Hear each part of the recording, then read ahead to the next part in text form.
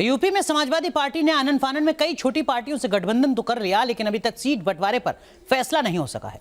जनवादी पार्टी भी एसपी गठबंधन का हिस्सा है, लेकिन सीटें तय हो पाने से पार्टी के नेता संजय चौहान ने अखिलेश यादव को 24 घंटे का वक्त दिया है।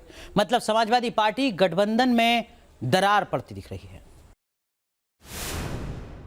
पूरे उत्तर प्रदेश में हमने 4 साल उनके साथ लग करके मेहनत किया और समाज को, जो समाज कभी बीजेपी के साथ था, समाजवादी पार्टी के साथ हमने खड़ा किया है।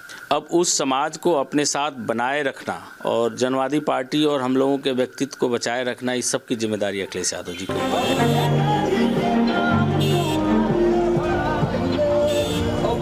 यूपी के पूर्वांचल में सियासी पकड़ रखने वाली जनवादी पार्टी का चुनाव चिन्ह आरी है, लेकिन ऐसा लगता है कि जनवादी पार्टी की आरी यूपी में महागठबंधन पर ही चलने वाली है, क्योंकि जनवादी पार्टी और समाजवादी पार्टी के बीच गठबंधन तो हो गया, लेकिन सीटों के बंटवारे पर पेच फंसा हुआ।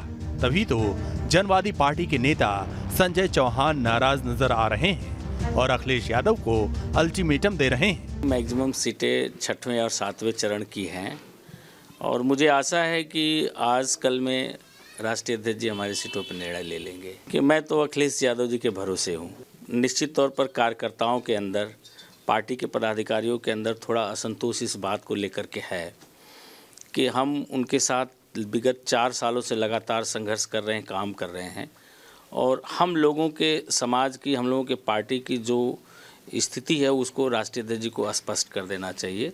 लेकिन मैं अखिलेश जी के व्यक्तित्व से पूरी तरह से वाकिफ़ हैं और अभी मैं नहीं समझता कि बहुत लेट हुआ है और आजकल में निश्चित तौर पर वो जनवादी पार्टी के बारे में निर्णय ले लेंगे। संजय चौहान यूपी में नोनिया समाज के नेता माने जाते हैं। इनके सियासी असर की बात करें तो मऊ, गाजीपुर, बलिया, देवरिया, कुशीनगर, आजमगढ़, महाराजगंज, चंदौली और बहराइच जिलों में इस समाज की बड़ी आबादी है। हालांकि यूपी में नोनिया समाज का वोट बैंक महज 1 से 1.5% है, लेकिन पूर्वांचल की 10 से ज्यादा सीटों पर असर डालता है। ऐसे में अगर सीटों पर जल्द फैसला नहीं हुआ तो संजय चौहान बीजेपी में भी अपनी भूमिका तलाश सकते हैं। भाजपा का जनाधार, एक बड़ा जनाधार हमने ख़त्म किया है, तो पहले से ही भाजपा के लोगों के बीच बहुत छटपटाहट है। इस बात को लेकर के है कि जनवादी पार्टी चौहान समाज को लेकर के, जो हमारा एक बहुत ही डिवोटेड वोटर था, आज वो जनवादी पार्टी के नेतृत्व में समाजवादी पार्टी के साथ खड़ा है, तो उनका काफ़ी सीटों पे नुकसान हो रहा है।